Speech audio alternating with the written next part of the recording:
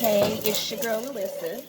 I haven't been around in a while, of course. That's just always my thing, I guess. I just got around. Just be busy, preoccupied and stuff. What's wrong with you, girl? What's wrong with you? Get your life.com. Your people need to see you. All right. So I come to you today on a beef shepherd's pie. What is a beef shepherd's pie, you might say? It's a dinner dish, and I like to create this little dish because it's heartwarming, and it is filling, and it's good. And it has all the little mixtures into it.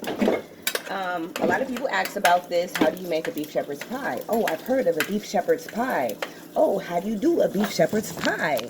What's the recipe? So I want to basically let y'all know a little bit about my recipe on a beef shepherd's pie. So beef shepherd's pie is beef, ground beef, of course, or you can do, you know, a stewed beef. It really doesn't matter. You can even make a chicken one too, if you want to. It's all up to you. You could do lamb, because I believe the original beef shepherd's pie is actually with lamb. This is an Irish dish, I think, or Scottish dish. One of those on the other side. That is profit. My son is playing. That I got teenagers to go and get him. Right? Okay. So, basically what you're going to want to do is, put my little onesie down because you know it's all around. And there is no baby in there. No baby. So we're going to do the beef, grounded up real small, like finely, so that it's in eatable ways. Easy to pile up with the rest of the dish.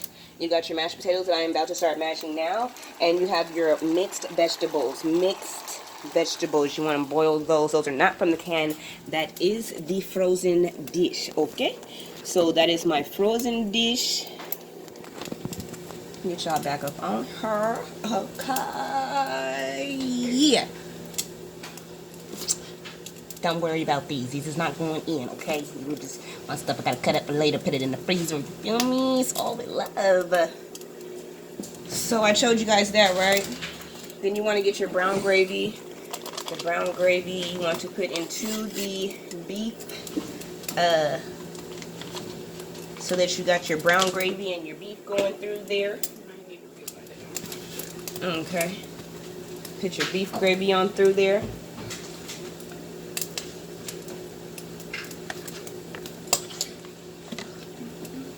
Add your water.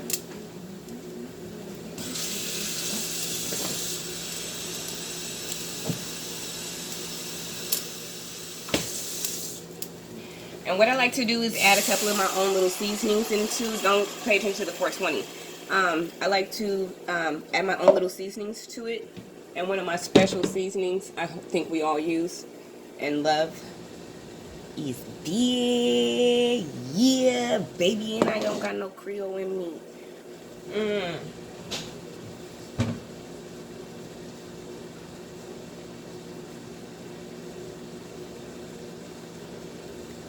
Gangster, right?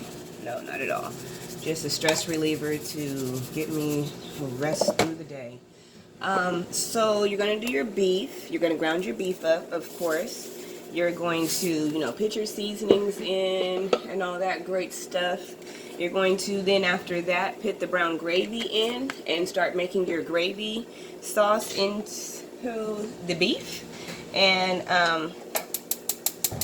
start creating. Let that thicken up and sit there for a little while on there.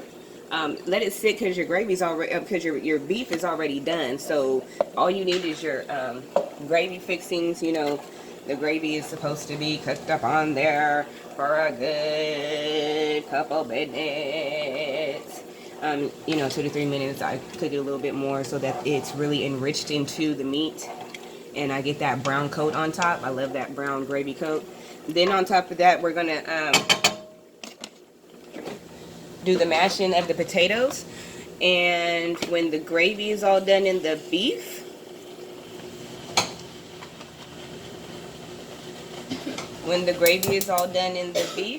then you're gonna mix your vegetables. Our vegetables, you know, they're still over there getting cooked up, sauteed up. Got them sauteed in some butter. They were frozen, so of course the water dipped into there, so it had to take a little bit longer. Get my masher. Feel me? Mash them babies up. And we're gonna mash the mashed potatoes up. Not the baby. We're gonna mash that up, and when we mash it up, it should be a firm, not watery.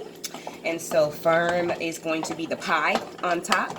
And basically, once the what you call this gravy, beef gravy, is all done, then we put the mixed vegetables into that, and we let that sit for a minute, just a good 2 minutes, sauteing into the sauce with it, you know, like, you know, boiling into there. I don't know why I said sauteing. I'm not sauteing it. Once that has created its good texture into there, then of course we want to take that off the fire, and we want to now layer it into our baking pan. And your oven should already be going on at 400. And I'm saying all that, mine ain't even on at 400. You feel me? So we're gonna do that at 400, and when we do that at 400, that should be giving us our flare for the flame of the flare. And once we get that going, did I just leave y'all to hit that? Yes, I did. I wasn't being rude.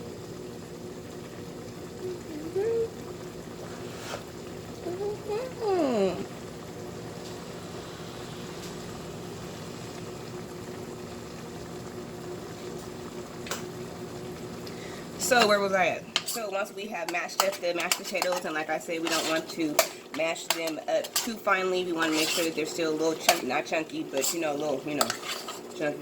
And so once everything's all done and it's all mixed around and everything, and then when we're able to mix the veggies into there, and those have all simmered up into there for a good 2-3 minutes, I'm saying, yeah, we want to turn that off, take that up off the stove, put that into our baking pan. Our oven should already be on at 400. And then we want to start putting that gravy mixed with the meat, mixed with the veggies on that bottom layer of that baking pan. And from there, our mashed potatoes should now be all mashed up, right? Okay, now we're going to layer the mashed potatoes on top. Real nice, like a little pie. Real nice, like a little pie. Smooth. You see that smooth? That's smooth, baby. It's smooth, baby. Yes, smooth, kind of chunky, thick, but not creamy. You know, got that. Cook everything with love, okay? I'm fooling around with y'all, but it's all with love. Cook everything with love. I tell you, your food will come out way more better. So my gravy is now basically, I want to say done. It's in there. It's boiling at the amount how I want it. Let me share this with y'all, because I don't want to just speak on it. I want to show you. It's all about actions, not about them words. So remember that one too. Okay, so we got the meat. It's boiling. You see that? That's a good thick gravy. That's what we want right there. The veggies, see that? It's simmer. It's in there with the butter. So the water has now drained its way on out, and the butter has taken over, and so that's where we want it at. Okay, that don't look like a drain. That does look like a drain. So what you're gonna want to do, bear with me now, bear with me. We're going to want to drain this butter out just a little bit, because we don't want it buttery. We already got the sauce from the gravy. I hope you guys can still hear me.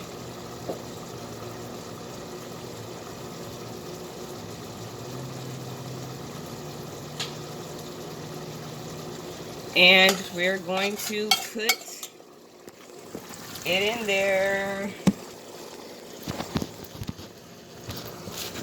Is you working with me, phone? Is you working with me? There we go. Sorry about that, my people. So we just put that up into there.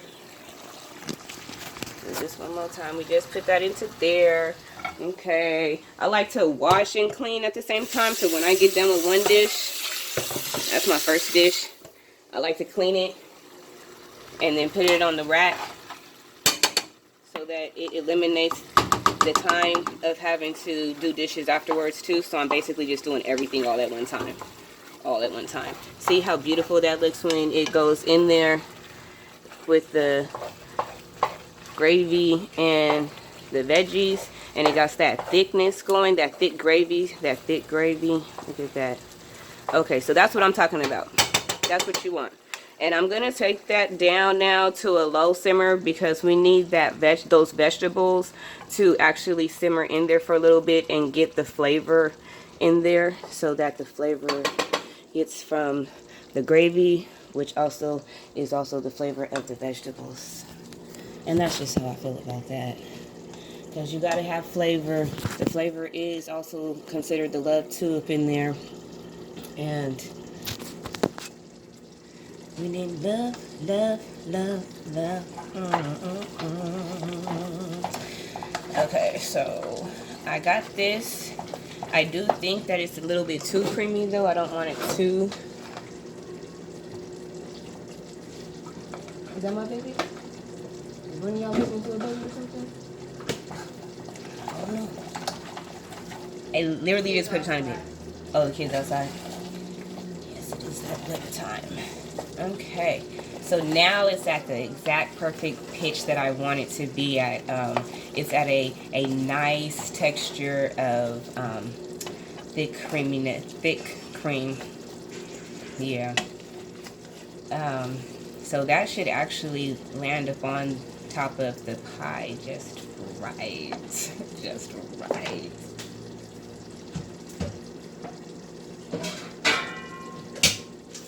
This is my baking pan. I don't know what y'all baking pan look like, but this is what my baking pan look like. And this is what I'm going to use.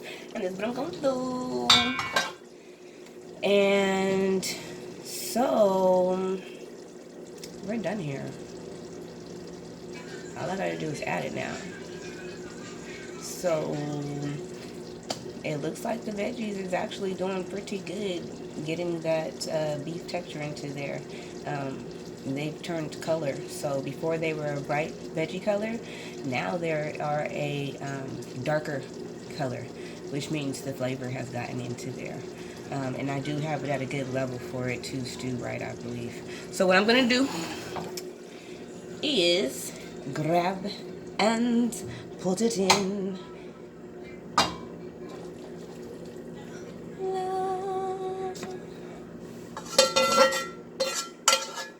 Okay, so I would usually had already cleaned the other dish by now, but because I'm talking and videoing, I'm trying to do this.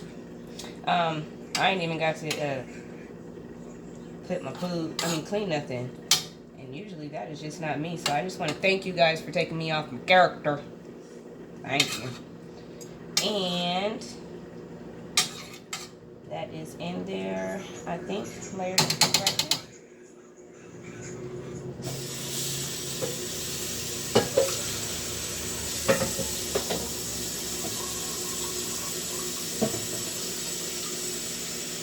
Well, that had a gravy up in there, so I needed to at least put some water up in there. Okay, so there we go. That's what it looks like. It's layered in there pretty good. I think it's a good drizzle of gravy up in there.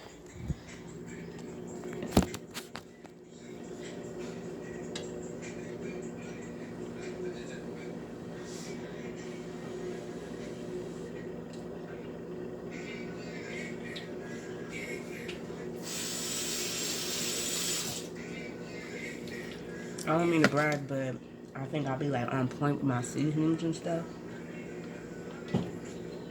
You know, because you can overdo a seasoning. But that was so good.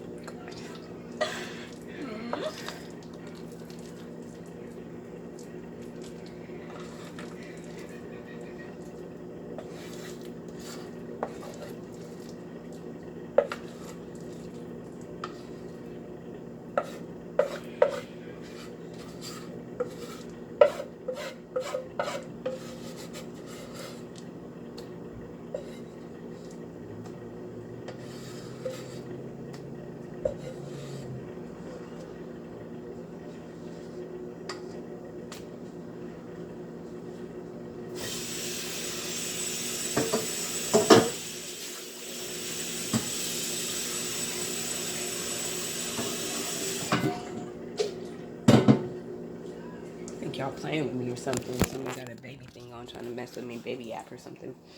Okay, so see, those are my mashed potatoes. See how I said they're like a cream, like a thick cream. So creamy enough to layer it in. That's what you want. You just want it creamy enough to be able to layer it in, but you want it thick. I do have parsley little flakes in there, just a little bit. If you see a little bit of flakes, don't be scared. So this should pie over. This should go all the way over, like you was doing a pie, peach cobbler or something. It should just basically go all the way over like a pie. There goes your pie. Beef shepherd's pie. Boom, boom, boom, boom. We did that. It was so simple. It was so easy. Now, what you need to know is that to add onto a topper, you would do like cheese. So you would put this into our oven, which is at 400. And that is hot already. I don't know why I did that. And now since it's been in there for hi, how you doing? Oh, okay. Oh, I feel so sweaty hot. Okay. You want to bring it down to a 325 because it's been preheating at 400. And do you see the sweat? Do you see the pain? The pain. Oh my gosh. Okay, so we're going to do that now to 325. It's going to cook right there for a good 30 minutes. Before that 30 minutes, we want to put some cheese on top to layer it and maybe some potato chip crumbs. Now, these are both optional because you're not supposed to actually put the cheese on. That's your beef shepherd's pie now. So, hey, we did the beef shepherd's pie. We did the beef shepherd's pie together. Okay? All right. Thank you. Have a good day. Peace, love, and be a little productive.